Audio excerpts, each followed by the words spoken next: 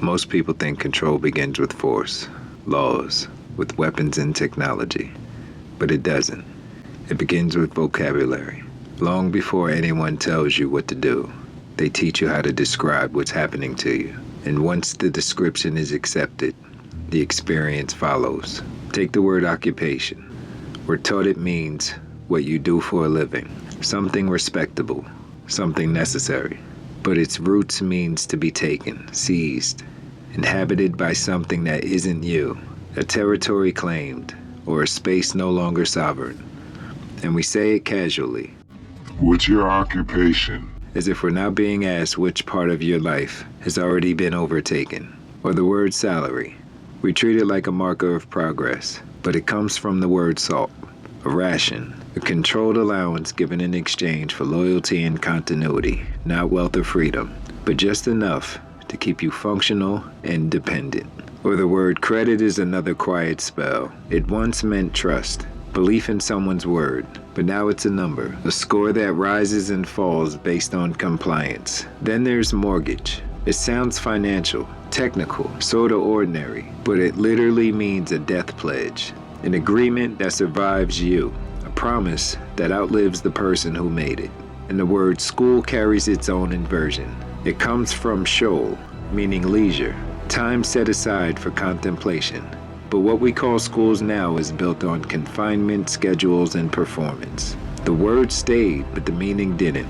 And then there's focus. What used to mean awareness, range, or perception, now it means narrowing, fixating, excluding everything else, training the mind to tunnel instead of expand. Even the word normal is in neutral. It comes from a carpenter's square, a right angle, a measurement tool. Somehow, that became the psychological baseline for human behavior. Anything outside the angle became wrong by default. The word authority followed a similar inversion. It comes from authorship, from origination, from the one who creates. Now it means permission, approval, someone else deciding what you're allowed to do with your own existence. The word security used to mean safety, a sense of being held. Now it means surveillance, monitoring, being watched so closely that deviation can be corrected before it forms. And the word compliance is one of the most polished of them all. It sounds cooperative, it sounds reasonable, but it doesn't mean agreement. It means yielding or bending, adapting yourself to a system so you don't disrupt it. None of this feels violent, and that's the genius of it. Language doesn't break orders. It doesn't need to. It sets the frame so the body responds before the mind objects. And by the time you feel something is wrong, you already lack the words to describe it accurately. And when you can't name a thing properly, you can't confront it cleanly. This is how control survives without looking like control. By teaching people to speak about captivity as if it were choice, about limitation as if it were maturity. These words train your nervous system. They tell you what reactions are acceptable, what feelings are realistic, and what dreams are childish. Nothing is enforced loudly. It's rehearsed quietly. The shift begins when language stops passing unnoticed, when familiar words finally sound unfamiliar, when you realize you've been responding to instructions you've never consciously agreed to. And from there, the work becomes practical, learning how to use words with intention instead of habit, paying attention to what you say, not just what you mean, letting language stop leaking unconsciously into the world, because the tongue has always been a wand. And when used with intention, it stops being passive.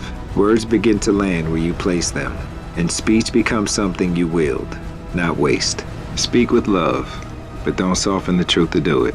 Speak with humility without shrinking your presence, and let your words arrive steady, clean, and meant. When someone speaks to you, look at their eyes. The eyes are the window to the soul. Words can be polished, tone can be rehearsed, but the eyes reveal alignment and the truth immediately. When language is used as a spell, the mouth performs. The eyes tell you whether the speaker believes it, feeds on it, or is simply broadcasting. Eye contact anchors you. It keeps you present inside your own field while words are being directed towards you. This is how you know what to receive and what to let pass through without landing. Because not every sentence is meant for you, and not every word deserves agreement. When your gaze is steady, verbal influence loses traction, because spells require participation, and attention is consent. in Lakesh.